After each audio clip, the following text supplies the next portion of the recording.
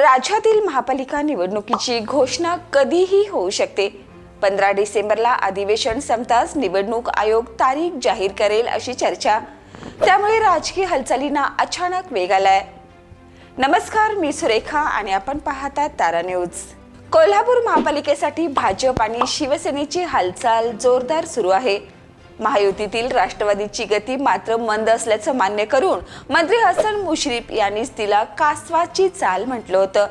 दुसरीकडे काँग्रेसमध्ये अंतर्गत गटबाजी झळकू लागली आहे।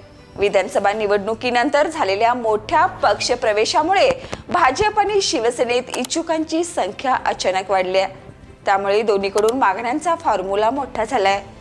भाजपने 34+ जागांचा तर शिवसेनेने 30+ जागांचा दावा केलाय। राष्ट्रवादीला किती देणार यावरच सध्या महायुतीत सर्वाधिक चर्चा सुरू आहे। महिनाभरापूर्वी मुंबईत प्रमुख नेत्यांची बैठक झाली। त्यानंतर नवीन 2 प्रस्ताव पुढे आले। भाजप 33, शिवसेना 33, राष्ट्रवादी 15 किंवा 35-35-11 या दोन्ही प्रस्तावावर अंतिम निर्णय वरिष्ठ नेते घेणार आहेत। 2016 मध्ये काँग्रेसकडे 30, तरारणी आघाडी 19, भाजप 14, राष्ट्रवादी 14 आणि शिवसेना 4 जागा होत्या। पण विधानसभा निवडणुकीनंतर महापालिकेच्या राजकारणात मोठे स्थलांतर झाले। शिवसेनेत काँग्रेस, भाजप, राष्ट्रवादीतील काही विद्यमान नगरसेवक सहभागी झाले। भाजपनेही आपल्या फळीला जोर दिलाय।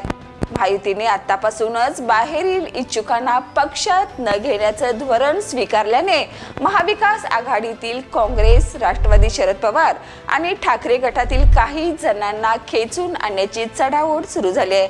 शिवसेना आणि भाजप दोन्हीकडून काही नगरसेवक गळाला लागणार असा दावा केल्यामुळे आगामी दिवस अधिक तापणार हे मात्र नक्की। 15 डिसेंबरला आचारसंहिता लागू होण्याची शक्यता लक्षात घेता आता राजकीय हालचाली तुफान वेगात सुरू झाल्यात। कोल्हापुरात महापालिका सत्ता कोणाच्या हाती जाणार यावर आता सर्वांचेच डोळे खिळले आहेत। या आणि अशाच ताज्या अपडेटसाठी पाहत रहा तारा न्यूज।